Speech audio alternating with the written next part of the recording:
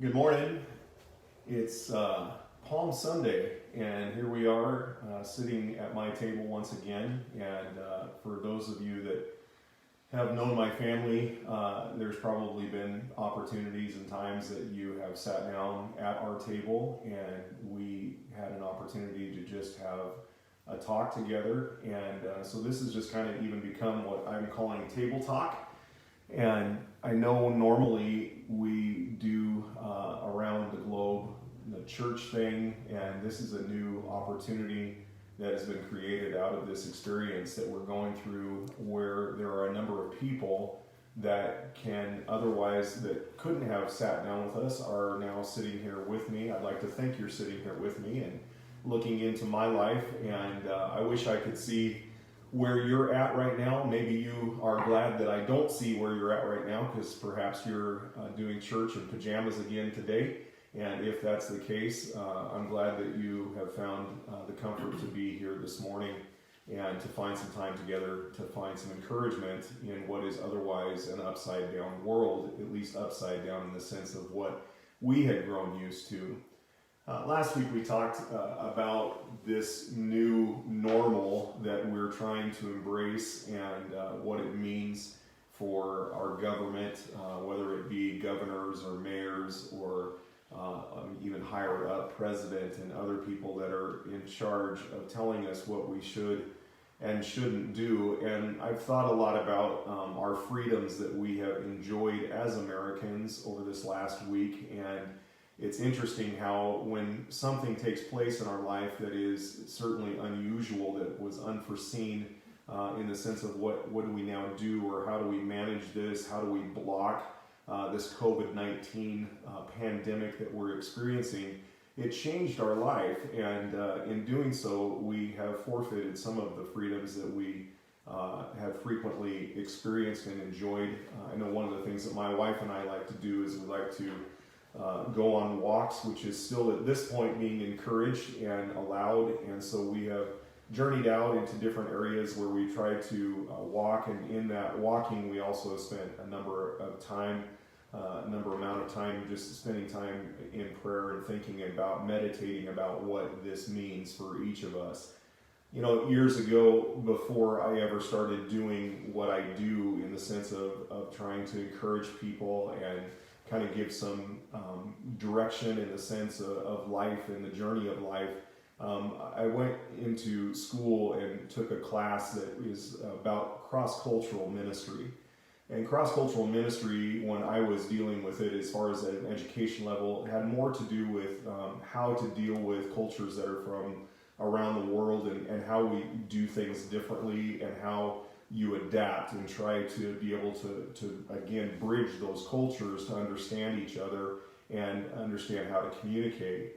Interestingly enough, I living in California, there are so many cultures that are present that there's not a day that goes by where I don't have to face the thought process of what it means to engage with somebody and what they may be thinking about because of what, again, their historical narrative is or what they've gone through. But it's not just culture in the sense of where you come from geographically, whether it's, you know, from Asia or you're coming from Africa or wherever it may be in America. But the truth is that we also have different cultures that are just right here present in even those that speak the same language, because we have social cultures, and we have higher class cultures or lower class cultures, and we have cultures of people that go to church and people that maybe don't go to church. And when you think about what is the way to best communicate with the world that we live in, I think it's important for each one of us to take the time to be intentional about caring for our fellow man.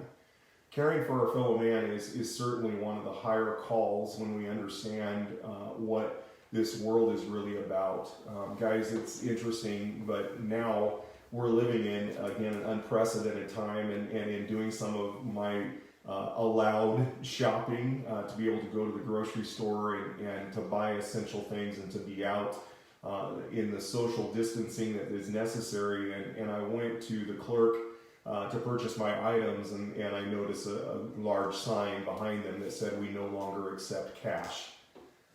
What? We no longer accept cash.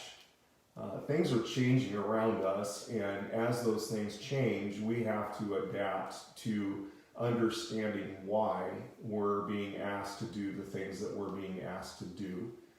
Don't know when things are going to quote unquote go back to what was once what we thought normal.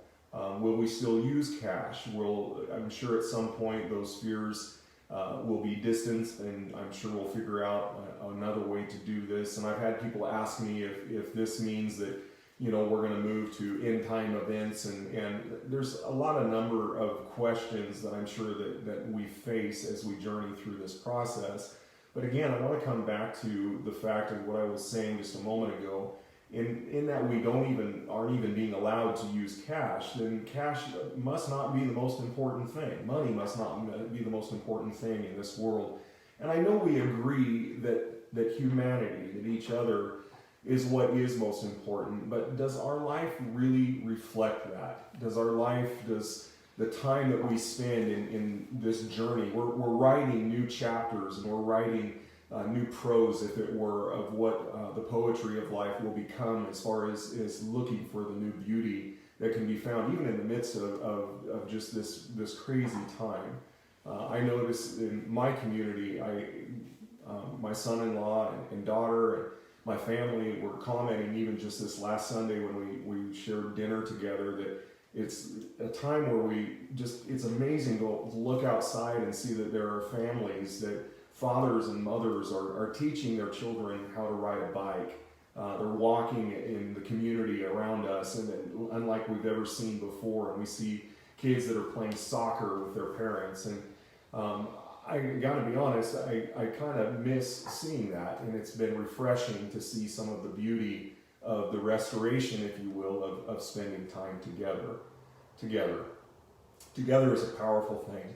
Today is Palm Sunday, and what does that mean to you? I don't know where you come from or what your context is as far as how you grew up and what you experienced with church holidays, or if you did or did not experience church holidays. And for a lot of people, Palm Sunday is more a celebration, or the sense of just the recognition that we're getting close to Easter.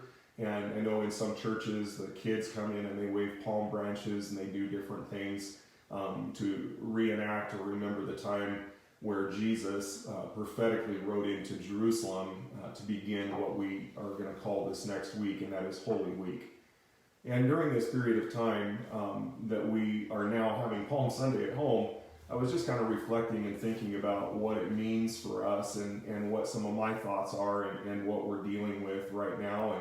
And one of the things that I've heard a lot of people say, and I mean no disrepute to anybody or disrespect to anybody that maybe has said this to me, it's just caused me to think in the comments and the questions that I've received. And one of the things that I've been asked is, when will we go back to normal? Or statements like, I can't wait to get back to normal. I'm beginning to wonder what normal was. I'm beginning to wonder what we accepted as being normal. And I understand. I mean, I miss being able to go to the movies with my wife on date night. I miss being able to go in a regular place, maybe out to eat or to do some of the functions that we once did. And I certainly understand that many of us, that's what we're talking about, is just being able to no longer have to be distant or just be able to witness one another through a live video, or perhaps through Zoom that some people are using and we're trying to launch as well. And one of the things that I just think about is that when we're faced with an unknown that is created by chaos, in situations that are out of control, our brains can no longer rely on what we once saw as normal. And so because of that, what's happened, I believe, and I just kind of writing, many of you know that I journal and just kind of put down my thoughts. It used to be on paper, now it's more on my iPad, but I just realized that now that normal doesn't quote unquote exist for me, my brain is having to make new connections, and it's having to formulate new possibilities and maybe even new solutions as to what inspires me or what makes life different for me. And one of the things that I was thinking about is just in relationship to Jesus as he was approaching. Jesus had created a normal with his disciples. In fact, he in Matthew talks about, and I believe it's in Matthew 16, where it says, from that time on, Jesus began to tell his disciples about how he had to go to Jerusalem and all the terrible things that he had to suffer. And in the accounts of this, we find that many of the disciples just looked at him and said, no, this is good. I mean, you're here. This is what we've been waiting for. What are you talking about? About ending this incredible kingdom that you're establishing. And people were being fed that had not otherwise even had food. I mean, the poor were being touched, and there were people that were being healed. If you, again, understand it and have read, again, the account of this person, Jesus. I was thinking about this. You and I maybe have heard the name Jesus. And you and I have probably heard the name Val Kilmer. Maybe we've heard of different celebrities. But do we know them? Just recognizing a name doesn't necessarily mean that we know. And I understand that this is kind of cross-cultural. I'm speaking to some people that have just tuned in because you're looking for some inspiration or some encouragement in an otherwise crazy time. And I hope that I can do that for you. And I hope together as we journey through this that we understand that friends, man, they need to stick together even if it's through this kind of a situation. But I want to say something, and it may be somewhat shocking, and I'm not trying to be liberal. I'm not trying to be shocking, but I think one of the challenges that we face is that many people don't know who Jesus is because, quite frankly, Jesus isn't here anymore. But you and I are. And so I guess what I would say is the real challenge is if we're going to talk about who Jesus is, we need to show people what Jesus is like, what he would do. And so I was thinking about in my life, and this is kind of another side of me that you don't know, and through this experience, this is now week 3 for me to be live on Facebook, and again, we're looking for new avenues that we can broaden this. But I'm actually pretty at ease when it comes to speaking in front of audiences, and it's something I've done for many, many years. And yet, what little fact that maybe you do or don't know about this situation is this has taken my ability and inability as far as comfort to a whole new level. In fact, as soon as I'm done here, I'm going to go for a walk and breathe, because this has become something that is somewhat unnerving to me. But I see it as an opportunity, and the reason I'm doing it is because I see it as an opportunity for us to be encouraged. And so I just want to pull a few things up into the light of again, what you and I need to do. And again, one of my bloggers that I like to read, I mentioned him last week, his name is Sunny Bhatt. Something he said really just stood out to me. And he said, paying attention and caring is the most authentic way to differentiate yourself and stand out in a noisy world.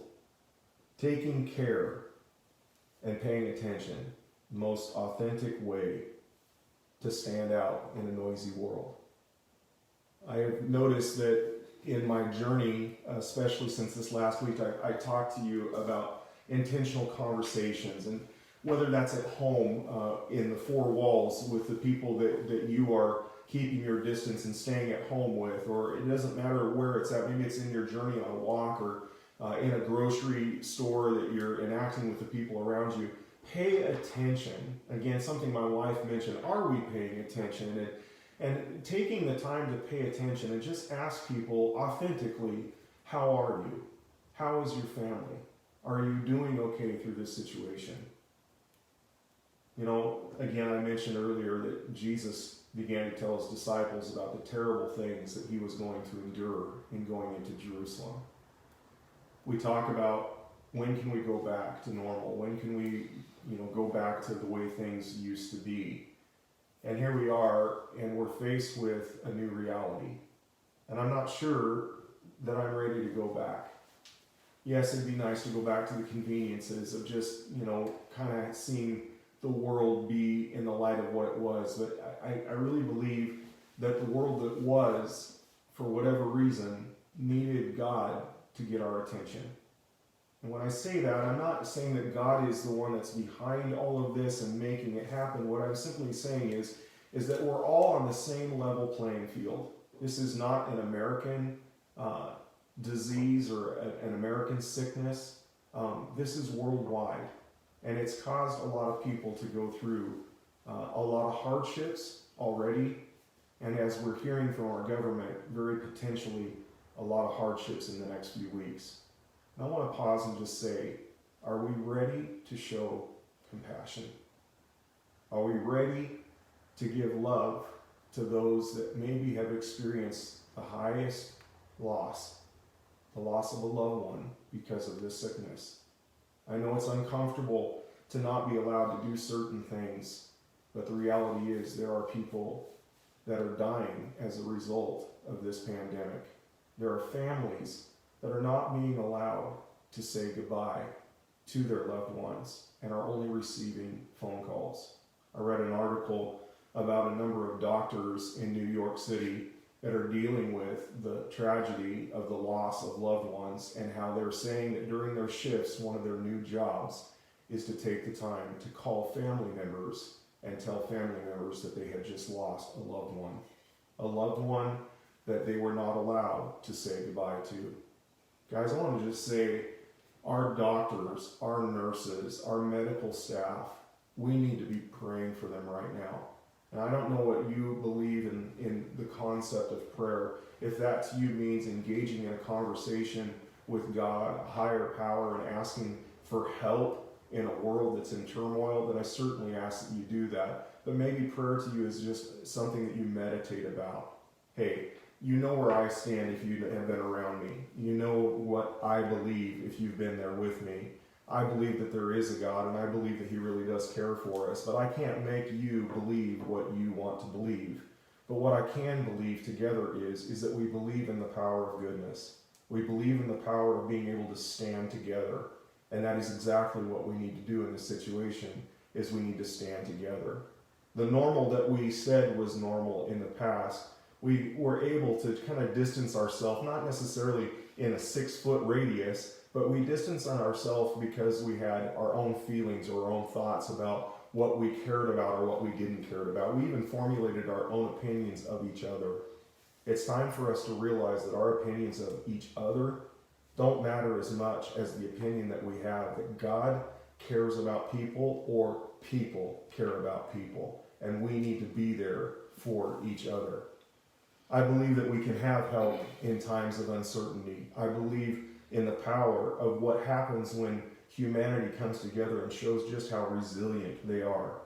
One of the things that I just kind of wrote when I was thinking about this is that you and I really taking care to take care is going to require extreme intentionality in our interactions with our communities. We're going to have to really think about what we're doing. When I'm walking through the store, when I'm trying to pick up my items, I notice how people are trying to avoid me. Physical contact is trying to be avoided. And it's not because they don't like me, it's because now, what do I have? Or potentially, what do they have? And so we start distancing ourselves from each other. How is that going to affect one of my new friends, Carlos? Carlos, if you're on watching, I want to say hi again. And it was kind of interesting to note, Carlos, when he was watching this last week, his son heard his name, and he's like, "Who is that, Dad?" And so, Carlos, I'm trying to make you famous once again. Hey, by the way, I just want to say hi to all of you that are watching. Maybe it's Amber and PJ. Hey, Wendy, how are you doing? I could sit here and I could list name after name after name.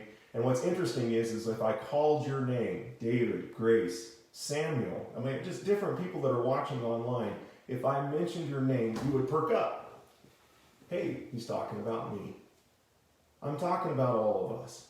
Insert your name into this moment. I believe I saw just a moment ago that even possibly Maureen is watching in Washington. And I just want to say, what an incredible opportunity that we get to come on here and we get to be able to say hello to one another. Because it's in this power of togetherness, in that we decide to be intentional in interacting with each other, that we will make our communities stronger. This is a new community. This is a new culture. I'm not used to the whole video thing. I'm not used to staring into a camera. It actually feels very awkward to me. But what will we do? Jesus. Jesus is now riding into Jerusalem. The account of Jesus' entry into Jerusalem just prior to Holy Week is found in all of the Gospels, Matthew, Mark, Luke, and John. And if you read all of them, you will find some interesting notes that take place about his entrance into Jerusalem. One of the things that it talks about is that people began to shout his name. I just illustrated by calling different people's names. Ron, Faye. I can say hi to Jessica or Joshua. I can say hi to my mom and my dad. I can say hi to people that, again, are in different places right now. Think about the power of a name. As Jesus rode in, the name they gave him was Hosanna. Hosanna was a name that was meant to declare who he was, the one who comes in the name of the Lord. Now, I'm going to be a little bit maybe radical, maybe challenging. I don't know how to take this, but are you being sent as one coming in the name of the Lord? I'm not trying to say you're the Messiah, obviously. But are you one that rides into a community and people recognize there's something different about this individual? Here's one that is providing hope. Here's one that is taking the time to be an encourager. I know that's why I'm doing this right now.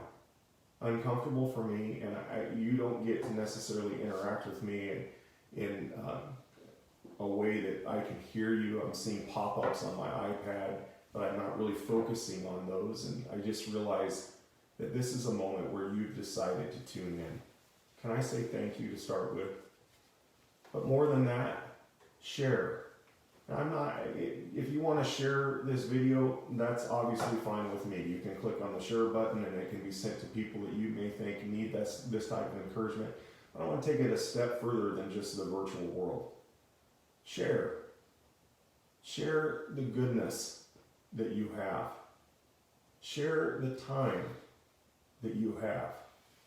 Share the compassion and the understanding that you have.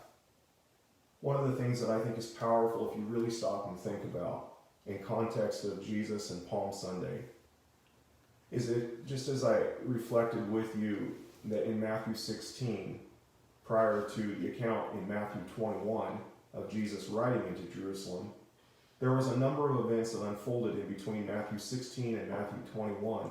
Jesus was telling his disciples about the terrible things he was going to suffer. But one of the things that I think is interesting is Jesus never turned back. He didn't say to his disciples, hey guys, you know what, you're right. It'll be more fun, it'll be better for us if we just don't go into Jerusalem.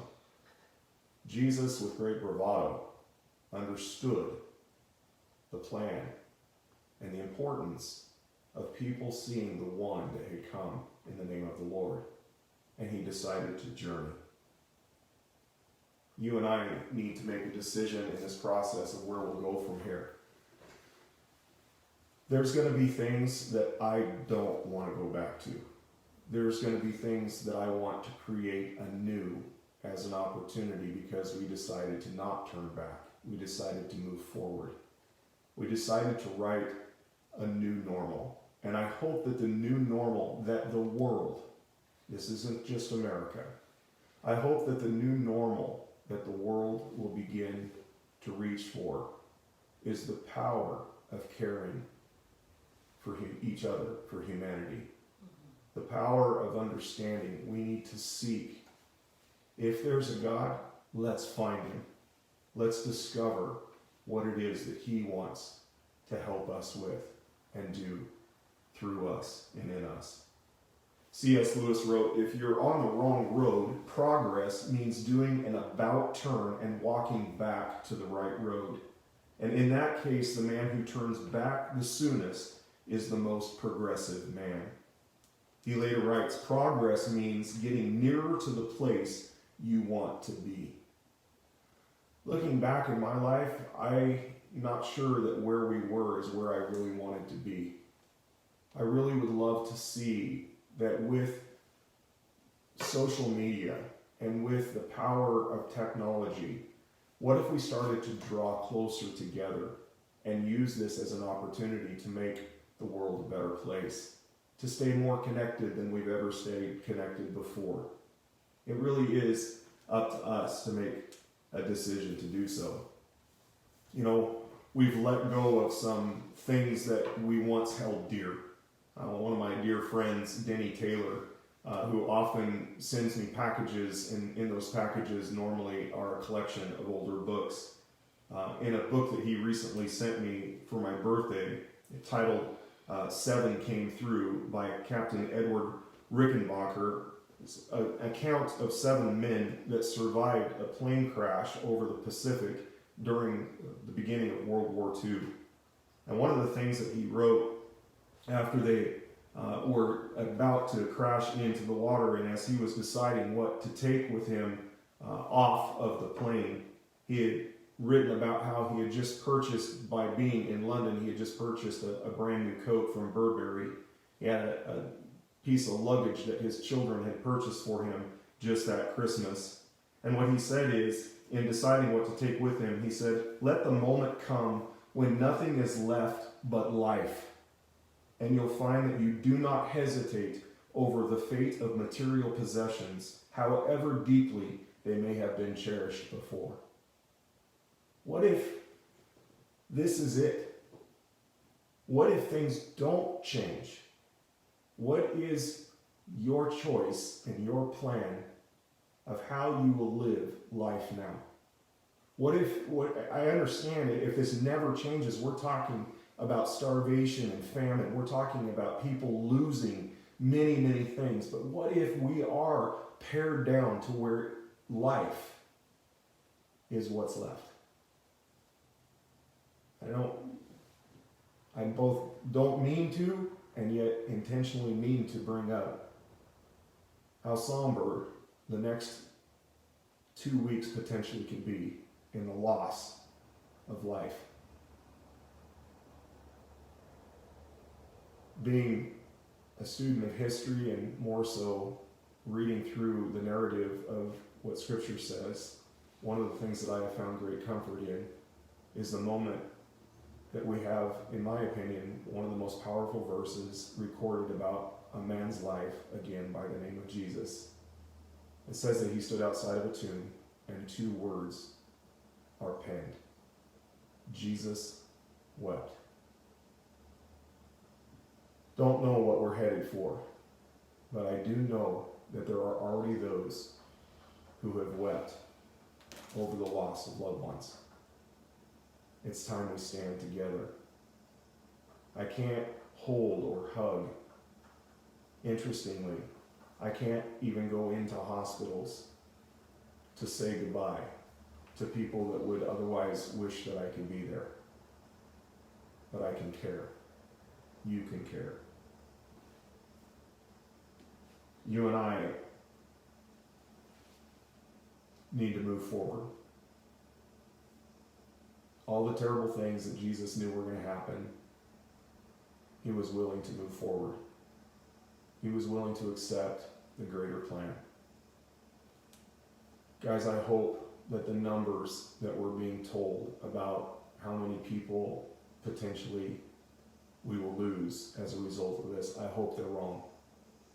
But I pray, and I hope you pray, that the world will be better, and that those that we lose, let's not lose them without realizing how precious life is, how good life is, and how powerful right now is. Care for those that you're with. I know that there are different ones that are watching this, and I want to simply say thank you for taking the time to care, to watch. But I also want to say thank you for allowing me to know you. Thank you for the times that we've shared, and I look forward to the times that we will share in the future. Guys, this is it for time in the sense of being together. We seem to go a little bit faster than it normally does, but I want to encourage you. I want to encourage you with this last thought. In Luke 6:38, Jesus is talking to people around him, and he says something that's powerful, and he says, "Give, and it will be given to you." Don't wait for someone to go out of their way to make you feel good. You go out of your way to try to make someone feel good. And I know you will feel better about yourself, and it'll change even your situation and how you feel about what you're going through. It goes on to say in the same verse, with the measure that you give, it will be given to you. If that's true, give a lot. And in giving a lot, your life is going to change. I hope you have a great day. I want to say I love you and encourage you that you can get through this and we can do this together.